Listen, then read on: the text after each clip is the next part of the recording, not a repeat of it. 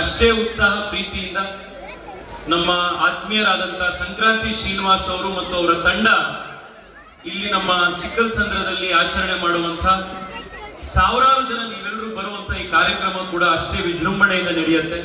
ಅವರಿಗೆ ಮತ್ತು ಅವರ ತಂಡಕ್ಕೆ ಜೋರಾದ ಚಪ್ಪಾಳೆಯ ಮೂಲಕ ಅವರಿಗೆ ಕಾರ್ಯಕ್ರಮ ಆರ್ಗನೈಸ್ ಮಾಡೋದಕ್ಕೆ ಒಂದು ಧನ್ಯವಾದ ಹೇಳೋಣ. ತುಂಬಾ ಪರಿಶ್ರಮ ಆಗುತ್ತೆ ಈ ರೀತಿ ಕಾರ್ಯಕ್ರಮ ಆರ್ಗನೈಸ್ ಮಾಡೋದ್ರಿಂದ, ತಿಂಗಳಾಗಟ್ಟಲೆ ಇದಕ್ಕೆ ಕೆಲಸ ಮಾಡಬೇಕಾಗತ್ತೆ. ಅವರಿಗೆ ಅಭಿನಂದನೆ ಸಲ್ಲಿಸ್ತಾ ಇದ್ದೀನಿ. ಜಗ್ಗೇಶಣ್ಣ ಮಾತನಾಡ್ತಾ ಸಂಕ್ರಾಂತಿಯ ವಿಶೇಷತೆ ತಿಳಿಸಿದ್ರು.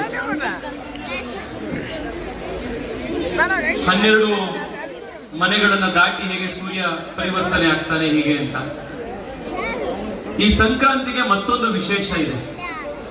ಬೆಂಗಳೂರಿನವ್ರು ನಾವು ನೆನಪಿಟ್ಕೊಳ್ಬೇಕಾಗಿರುವಂತಹ ಒಂದು ವಿಶೇಷತೆ ಇದೆ.